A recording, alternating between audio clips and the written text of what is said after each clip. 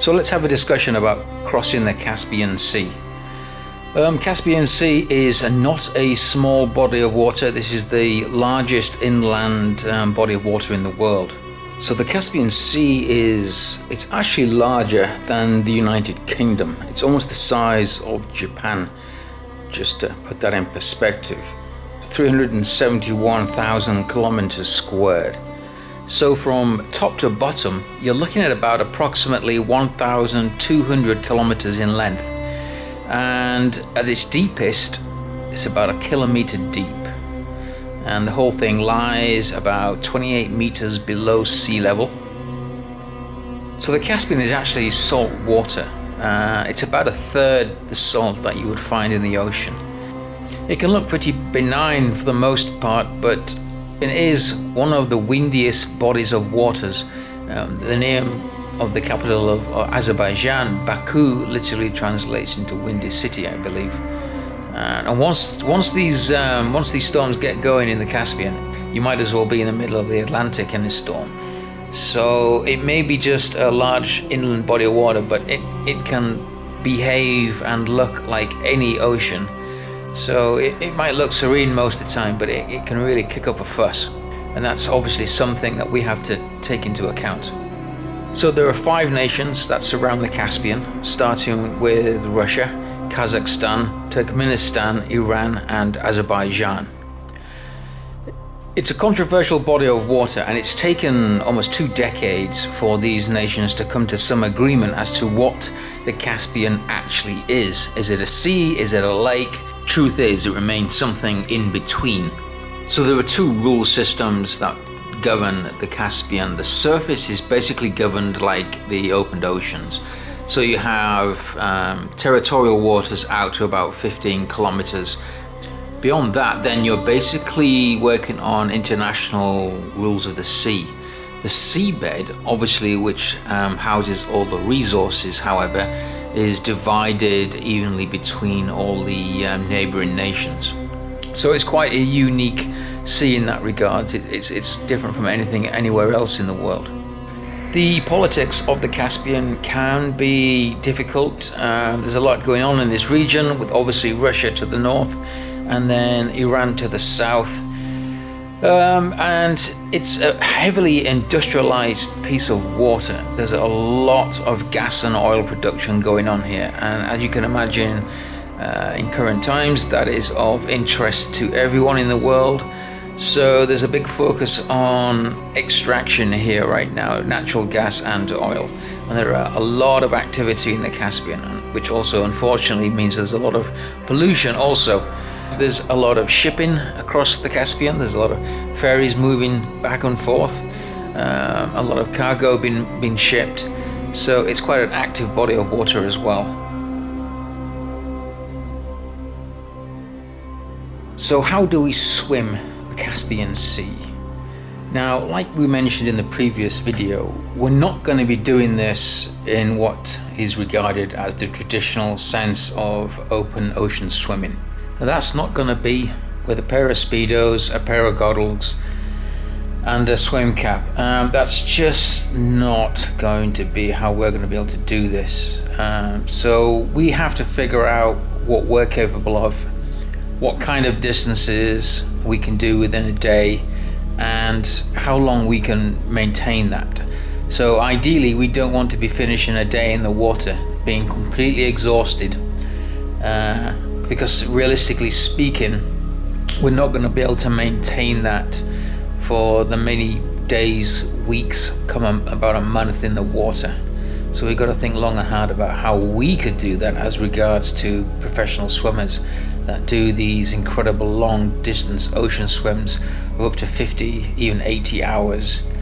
Most of the equipment that we're currently using is specifically orientated towards this training session that we're now engaged in over the next couple of months.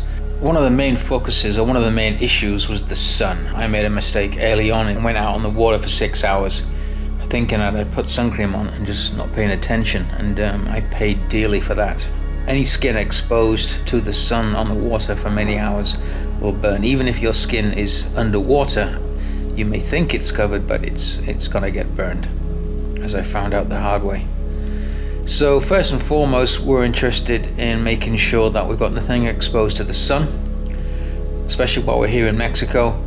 Temperature is not a concern, but we do have to think about things like jellyfish and, you know, possibly sharks and stuff, but we're not paying that much attention to that. The other factor is that we are out on the water on our own. We don't have any kind of support vehicle or support boat right now. So we have to take everything with us out onto the water that we might need over those few hours that we're on the water. So we have that little bit of extra equipment. What you see us using today might not necessarily be what we will be using on the Caspian. We might get to scale down equipment wise if we have a support boat with us that's able to you know, carry all that equipment that we don't need to have actually on our person. So all the equipment that you're going to see us using over the next few months is not necessarily what's going out onto the Caspian with us. Now obviously crossing the Caspian, if we can do up to 10 kilometers a day, then you're looking at about 25 days to cross that 259 kilometer stretch. So between 8 to 10 kilometers a day puts us in the region of about a month to 25 days, 30 to 25 days. For a period of time like that in the water, obviously we're using some form of support boat. The idea being that at night we will rest on that support boat and then get in the water, the same location the following day, and continue the swim. That is the only reasonable way we can see that happening. So yeah, we'll be looking at finding a support boat at some point, either from Kazakhstan or Azerbaijan. Nope, not that one. Yeah, we'll take that. We'll take that one. We'll have that.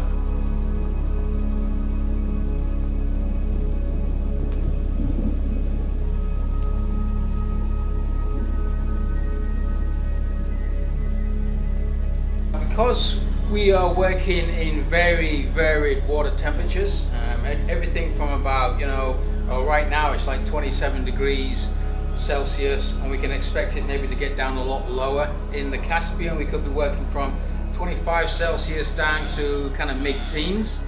So we've got to have the correct clothing or layers for the right temperatures. If we were just using full wetsuits right now, which is here right now, it'd be way too hot. So we went with basically a layer system. So simple rash guard shirts, we're using those, and then we've got basically long johns or long janes for Angela. We wear the rash guards underneath, and these are basically these are 2 millimeter neoprene. And then we have basically a jacket. It's a neoprene jacket, and these are about 2 to 1 millimeter, depending on where it fits for me and Angela as well. So this is for when it gets chilly. Right now we're using this at just the rash guard and the long johns. It's 27 degrees Celsius out there in the ocean, and it's fine. There's really no problems whatsoever. It's a very comfortable temperature. If it gets a bit chilly later on, then we're going to be using these jackets as well. We'll see how well that works. Along with that suit, we've got neoprene socks to help with not just the temperatures, but also because we're wearing fins, and we're basically going to be kicking with these short fins. My very stylish camouflage ones you see here, these were actually gifted to us. I didn't pick these out of a fashion choice. So they fit rather well, fit very comfortable with a pair of neoprene socks. To protect the neoprene socks, because these again are only about 2 millimeters thick, we use some basic booties to kind of keep them from wearing out when we're moving to and from the beach. So in and around town, as we're moving around, biking to the beach, we wear them to protect the socks. They come off and they go in other parts of the equipment, and you can see Angela has basically got exactly the same as me. Her fins obviously here are in black. The suits we told you about. Now, on top of the suits go flotation jackets. Pretty simple. None of this equipment is actually that expensive until you add it all up, and it starts to be quite a large bill. But these are very simple, like the body form shaped flotation vests. They're basically material with like neoprene with foam padded cells inside them, and some straps around the waist and a zip to tighten all that up. So you've seen as well there's plenty. What we've done is we've bastardized these a little bit to add equipment. So what we both have is a pouch that we wear out on the ocean, and the idea is that we can clip these things on and off our equipment quite easily. So what we did is we've sewn on some anchor points with these quick release straps so that we can do this, and this helps us move the equipment around, strip it down to clean. Now these have come in extremely handy out there on the ocean because we spend most of our time, if not all of our time, on our backs, and we have access to pieces of equipment that we need. If you're going to be out there for many, many hours, you're going to need a certain amount of stuff, and as you can see here, inside my main pouch we have basically 2 hand paddles. These are normally used for swim training, but they come in extremely handy for our purpose. And you can see here we fit them on like so, put your hands in nice and snug, and that gives you that extra little bit of whack and a bit of power in the water. So we've both got a pair of those. Also in here I have a set of glasses to use on the water. We're never out there without glasses on. Also in here we have, basically this one is a neck pillow folded up. Now, out on the water for many hours at times, sometimes in the position that we're in, you can get a bit of strain on your neck. So what we've got inflated here, you see this one's inflated, are basically neck pillows. And that basically gives us some flotation and a bit of padding to the head, so we can kind of rest without, our heads disappearing underwater. Those work quite well. So that's also in there. GoPro cameras, all very important. And inside this pouch here down below, another very important part of the world here is going to be the Factor 50 sunblock, because sun. And also a pair of gloves. Now when wearing the hand paddles for many, many hours, it's always great to have a pair of gloves. Helps make things a little more comfortable, and also these are to protect us primarily from the sun. Most of what we have here is really orientated towards the sun. The uniforms, the swimsuits and everything, that really is important to keep the sun off of us. The sun can be pretty devastating. So we've got the gloves, and then there's another pouch here with odds and ends. So that's the flotation jacket, and these are what we call our conning towers. You can think of a submarine with its conning tower. So when we're in the water, these things are kind of raised, and we can use them for other purposes we'll talk about later as well. Also out there we have eye protection and goggles. We haven't used them very often, but if things get a bit stormy and a little bit wavy, then these comes in very handy to stop crap in your face. And then of course attached to us with a big hunking carabiner are the flotation safety buoys, and these are kind of handy as well because they have a dry section in them. So there are 2 compartments in here. If I let this down, and it's just a basic blow and inflate system.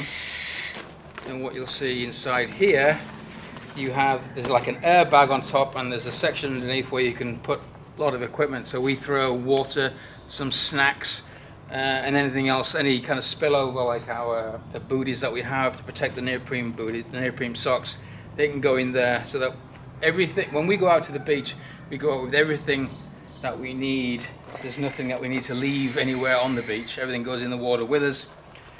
And once you roll these up, clip them up, they're pretty good. They stop the majority of the water getting in, so that works well. And of course these are for safety primarily. They float on the surface so that boaters and ships can see you in the water, because It's actually very hard and difficult to see people in the water. You'd be surprised. So you need to be identified. And helping with that also, of course, is some sun protection on the head. In this case, the fire orange works also so we can be easily seen. Neck protection and all the rest of it. Very simple. That's already starting to fade, I notice. I wondered how long those would last. But the sun's making short work of these in short order. You can borrow mine. Yeah. And Angela's equipment is pretty much the same, but she has a couple of extras. Come on over. So this is Angela's bag that we've bastardized. We've got some clips that we've sewn on, pretty similar to mine. It's a little different, but the same principle. This is Angela's conning tower.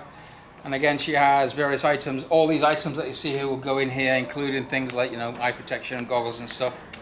But that's Angela's bag. And on Angela's vest, Angela's safety buoy. Now, Angela has a slightly different headset arrangement. Still working on these things. This is all very experimental. But she uses a very large swim cap to protect a very large hairdo.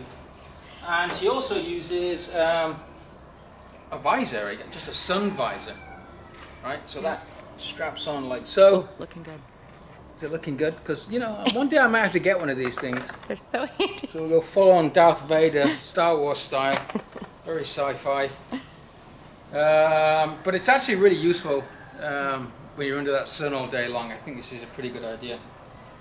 And to help her with the neck thing as well, it's all, personalized. Personalize everything. She also has a pool noodle that goes under her vest and clips and holds in place, as well as sometimes that inflatable neck pillow to get the best result, so she can relax in the water and focus on the swim. What I've found as the most important thing that can help me swim for a long period of time is having my neck supported. I really enjoy having this kind of neck noodle slash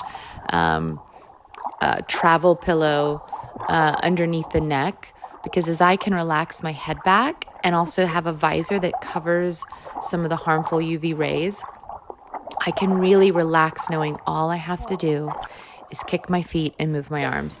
Other than that, all the same.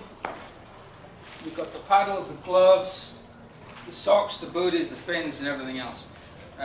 So that's basically the same layout. And again, she has a rashi shirt underneath the long jeans, and she also has a jacket for when it gets a wee bit chilly later on, which we expected to get chilly here.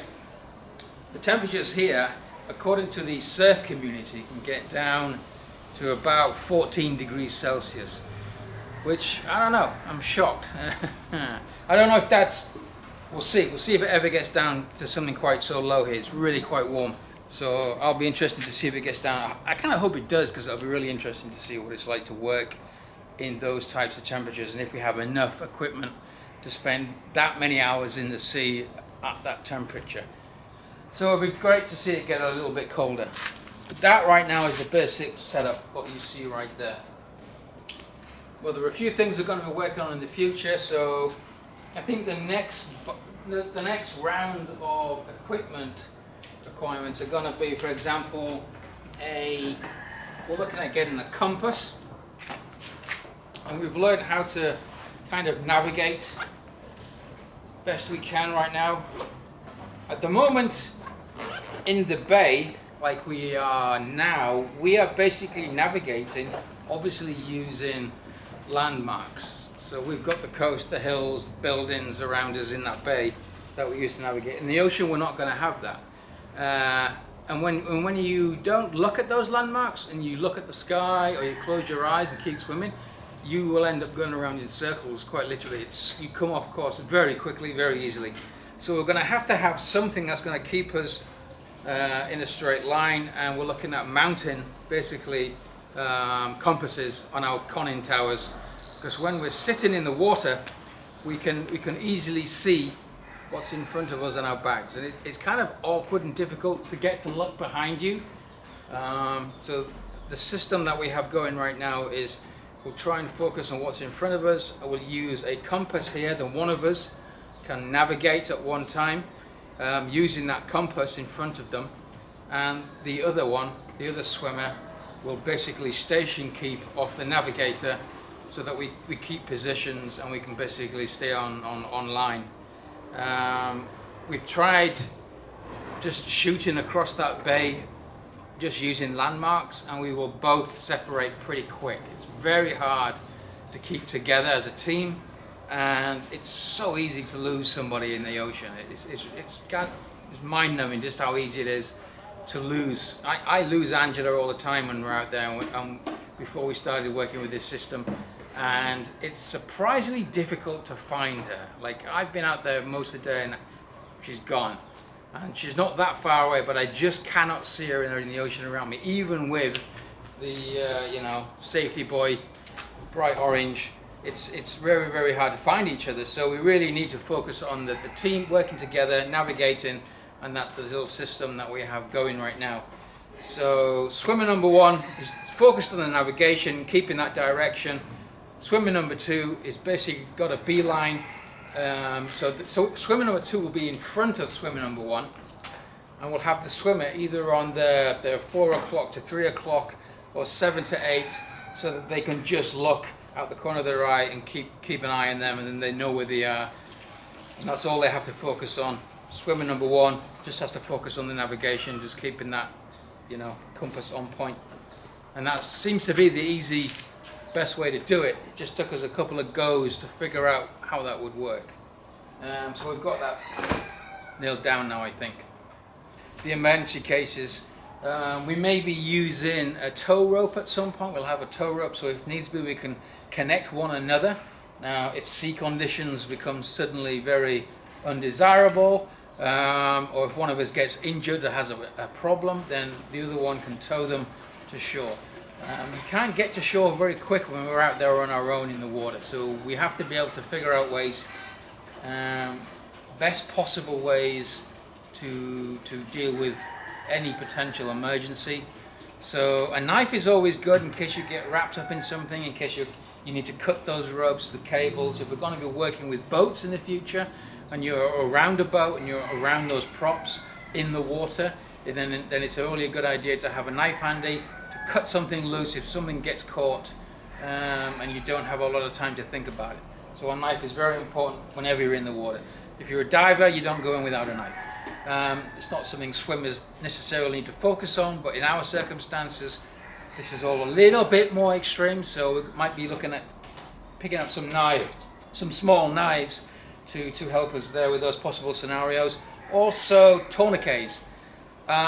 Just in case. The worst case scenario, and if you're losing blood, be it shark teeth, be it something else, coral, rocks, something unknown in the water, anything like that, then if someone's bleeding, then the only thing I can think about we will be able to do to be able to try and keep your friend alive in the amount of time that's going to take us either to get to the shore, or in best case scenario to a boat, is then to get a tourniquet on whatever that bleed is. So those tourniquets are the absolute minimum we can carry first aid. Knives if we need them. We'll be getting those soon, so when we get back in the oceans we should have those with us. Plus that tow rope as well, that'll be probably stacked in our orange bags, the orange flotation bags. So that'll be handy. Other than that, I think that's it. Communication. Oh, communications. Yeah, so let's just have a quick talk about communications. Best, cheapest way to do this, I think we're going to try and experiment with dog shock collars. It might sound surprising, but hear me out here. This we haven't tried this yet, so we're going to be experimenting with this next. So maybe the next video we can maybe focus on the communication side of things, but this will be interesting. So in the water, we've noticed it's pretty hard to hear anything because we've got the waves and the water up against our ears, if not our ears are in the water, so you can't hear a lot. So the best way to communicate may be by a certain sensation. Now, dog shock collars, they have 3 means of communicating with a dog, right? So there's an audible sound warning or a bleeping, buzzing, or whatever. Then there's a vibration, and then there's the shock. And all these things come in different levels or intensities. So that gives us a wide variety of signal means. So we could use those vibrations and those shocks to mean different things. So, you know, 2 pulses means I need your attention on a vibration. 1 vibration means okay. 3 vibrations might mean, you know, identify yourself, put your arm in the air so I can find you. If we're going to start using the shock, then that means I need help, I need attention immediately. So there's all these kind of variations, and we'll experiment and see what works best. The dog collars themselves are waterproof, so we can be wearing them around our arms or ankles or something. We're also thinking about using one on the boat. So if we're working with boats in the future, then if the people in the boat want to get our attention, and we're a little bit out and we can't, you know, hear them very well, then they can always buzz us a couple of times from that boat, and then we can stop and have a look and see what's going on. So the same thing works. So we can wear 1 shock collar each, and we can communicate between swimmers because we can carry the actual remotes on us, and then we can have a remote on the boat, and we can have another shock collar which is primarily being, you know, communications from the boat to each swimmer. Because 1 shock collar can operate a number of actual, so 1 remote can operate with a number of shock collars. So 1 remote on the boat can work with both of us. The other good thing about these, there's some amount of two-way communications with these things, so you have electronic gates. So both mine, swimmer 1 and swimmer 2, can have gates that are programmed, the distance is programmed so that if we separate beyond that distance, then we get an alert. So it helps kind of keep us in a box and keep checking one another. And some of them even give you a dial out showing you the distance to the collar. So we can actually, you know, we know how far out you are, someone is, the other swimmer is. So there's some really interesting options there, I think, with shock collars. They're waterproof, the remotes aren't, we've got to waterproof them. The shock collars are waterproof. And I think that would be a really interesting way to go. So we're going to be trying that in the future as well. So that should cover communications. I'm trying to think, what else? What have I missed? I think that's it. We got communication. We got the whole outfit. Yeah. Don't think we need anything else? We're good. I think it's good.